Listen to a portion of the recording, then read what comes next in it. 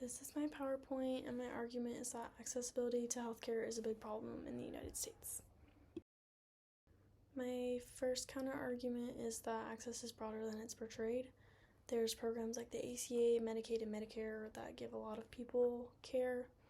The Emergency Medical Treatment and Labor Act makes it so that hospitals are required to perform emergency procedures on people regardless if they can pay for it or not. But even with these programs, it doesn't account for everybody and people that are still uninsured.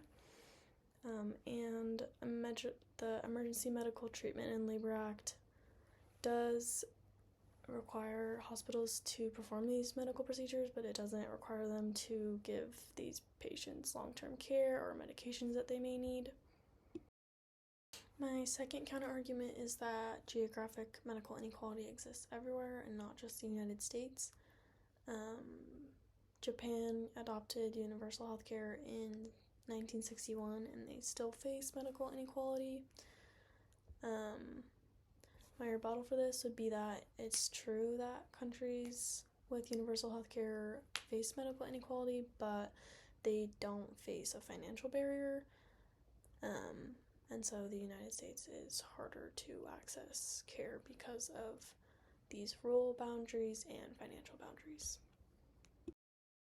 My third counter argument is that patients do have choices. The United States ranked 6th in choice out of 32 countries for having choices between new technologies, highly specialized providers, and a lot of different hospitals that we have.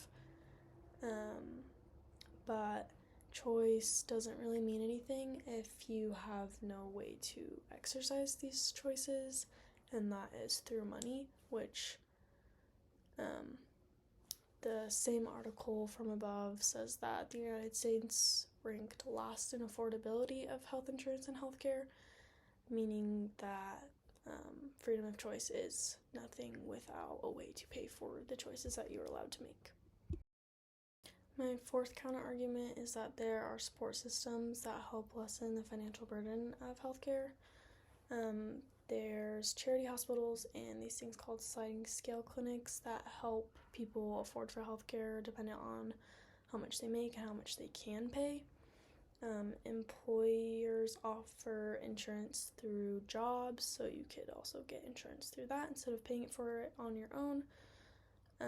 But these charity programs and clinics cannot stand for a solution to national coverage and access to healthcare, and employer-based insurance is not reliable because if you lose your job or the company decides not to pay for it anymore, you're kind of stranded, and even insured people skip out on healthcare due to high costs.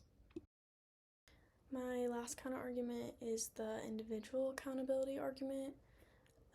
People say that you have the choice to give or get insurance and a choice how you live your life to avoid bad health outcomes.